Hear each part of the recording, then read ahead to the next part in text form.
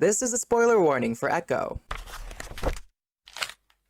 I was a fan of the Marvel Disney Plus shows when they were first starting out. WandaVision wasn't perfect. Sure, I thought it had story problems, but I also thought it was a phenomenal character study for Wanda. And I like Wanda, so good for me. Falcon and the Winter Soldier again too wasn't perfect, but I thought at least Sam and Bucky's dynamic and the action set pieces were fun to watch. Low-key, I didn't really like that much, but hey, at that time everyone else that I knew liked it, so I just thought I watched it wrong. The point is I was on board when they were first starting out. They had problems and they weren't perfect, sure, but I thought, hey, give them some time. They're just starting out in this new medium. For sure, they'll get better. Well, lots of polarizing shows have come out, and also Secret Invasion came out, which...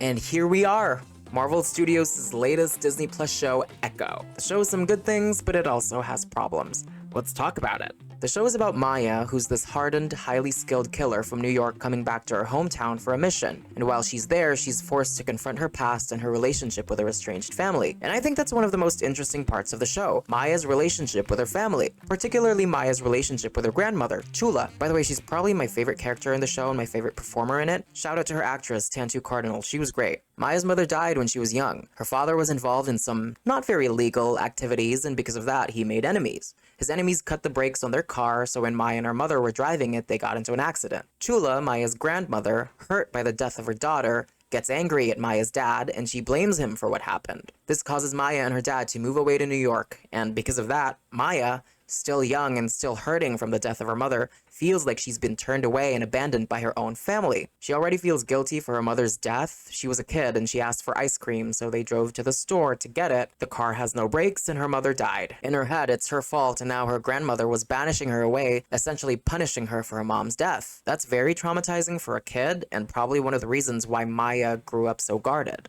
And that event, cutting Maya off from her family, that's what also drove Maya to find a new family and a new community in the Kingpin. And see, there's so much tension in that relationship. Chula, of course, never meant to abandon her granddaughter. She was also just in grief and in so much agony from her own daughter's death. So now here they are, years later, Chula and Maya, and they have to confront their relationship with each other. Maya has a scene with Chula, they have this emotional scene, and I think it's really one of the highlights of the show where they just open up to each other about this. It's such a beautiful scene for such a strained relationship, and I really thought the show was going to commit to developing and reflecting on Maya's relationship with her family. But ultimately, the show just doesn't do enough with it.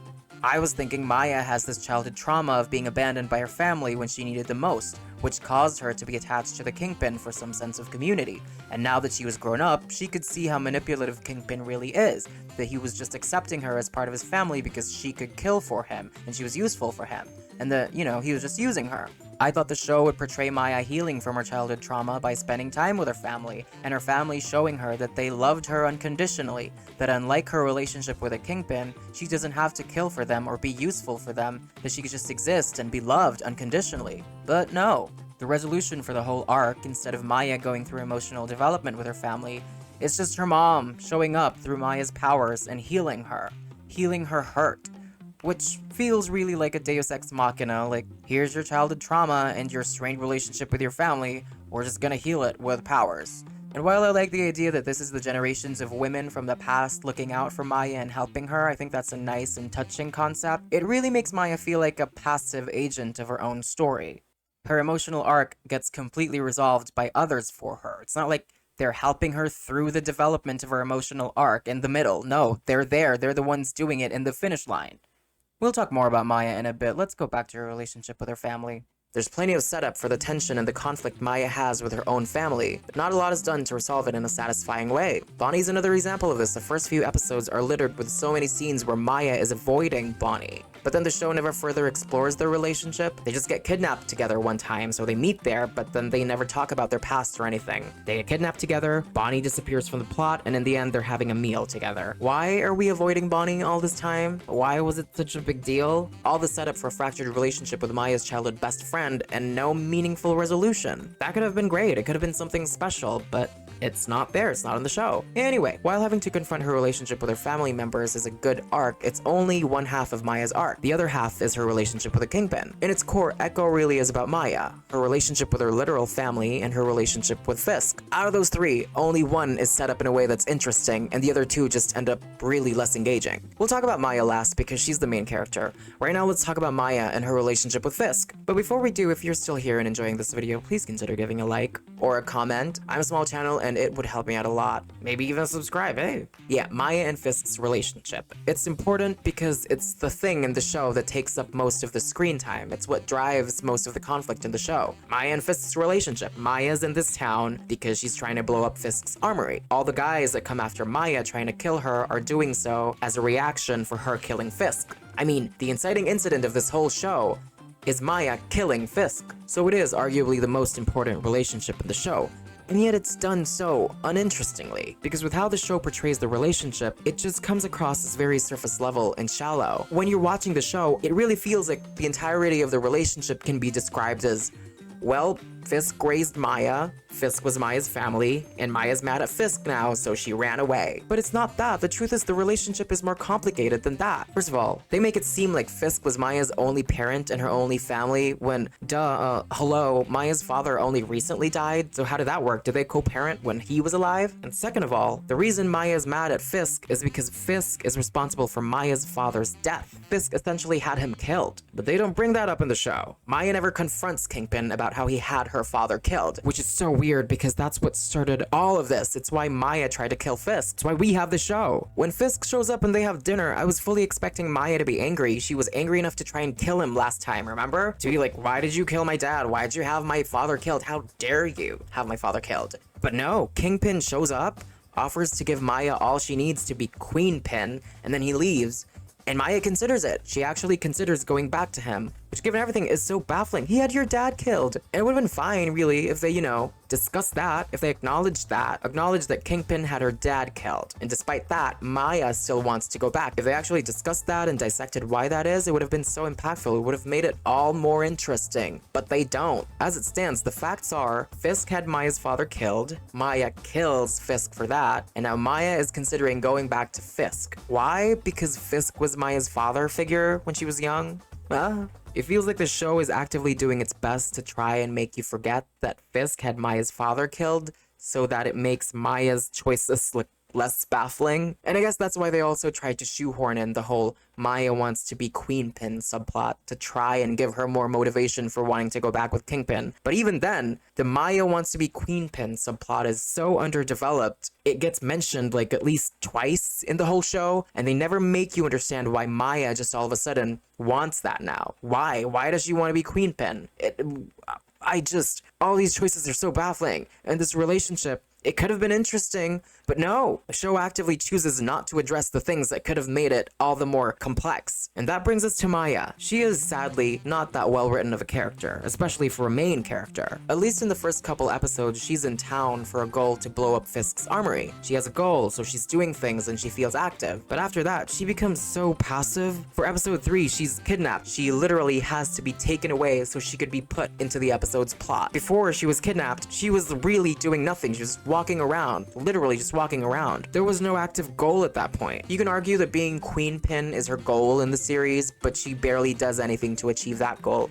The only thing she did is blow up Fisk's armory. After that, there's nothing. The next chance she has at being Queenpin is when Fisk offers it to her, which is not active at all. That just happens. And I already talked about how they never substantiate Maya's desire to be Queenpin earlier, so yeah. Even when she's getting powers, she's getting visions and weird dreams, and she never tries to find out what they mean or why this is happening to her. Like, it's just happening. She doesn't address that it happens until, we're at the scene, we're revealing it. Wouldn't it have been better if she was trying to understand the mystery of her visions? Like, she gets them, and so she goes out in the town trying to know more about them, researching about it. And in the end, it's revealed that, well, only Chula knows about these things, so you have to go. She has to go to Chula and has to confront Chula about it, At least she's active in that scenario. She's the one actively doing the finding of the meaning for her powers. But no, in the show, it's literally a different character who decides that, oh, we have to figure this out. Like, Maya was passing out, and her uncle was there, and he's the one who's like, oh, we have to figure this out. We have to go to Chula. He's the one who makes the choice.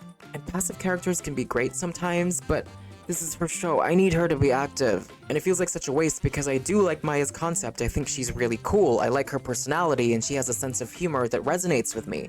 I just wish they had a better story for her. To move on to things about the show that I did like, I like the representation. I'm not a member of the Native American people, so I am in no way a judge for whether or not this was a respectful representation, but I'm just always happy when people who aren't usually represented in media get represented. And in this show, it's not only for the Native American community, but also for the deaf community. I just wish Marvel gave in more effort for the story, because what's going to happen now is the idiot crowd, you know, the stupid part of the internet, the loud part of the internet, is going to be like, oh, Echo is woke and Echo is diverse. That's why it's bad, you know? They're already like Captain Marvel bad because Captain Marvel woke, which is like, what?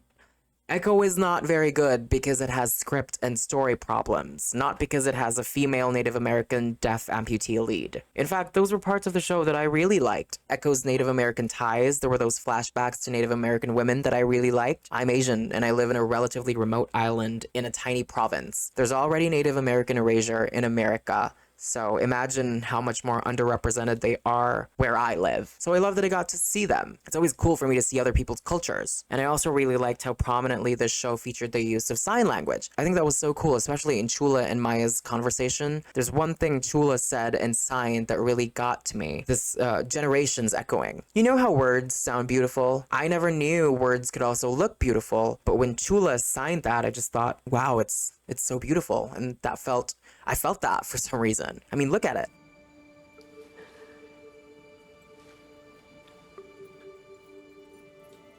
Generations are echoing, reaching out to us. Chula is probably my favorite character from the show. Tantu Cardinal, I think, performed the fuck out of that scene. It's such a beautiful, beautiful scene and performed really well. I also really liked how they put Maya's powers that way. Generations echoing through her, that's so poetic. The supporting cast for the show I also really loved. Biscuits was so cool, he was fun in a way that I actually liked. There are so many fun Marvel characters that just annoy me, but Biscuits was cool. Scully too, I really liked. When he was talking to the white people and he was chanting, "Buy the damn thing," I just...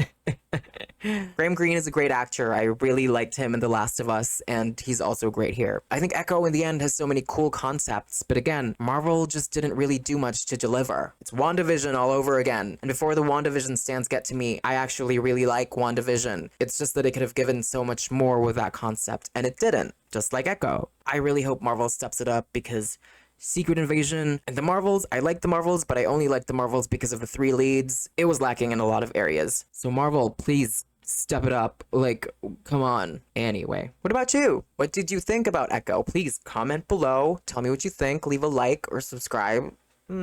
Anyway, that's it. I'm out.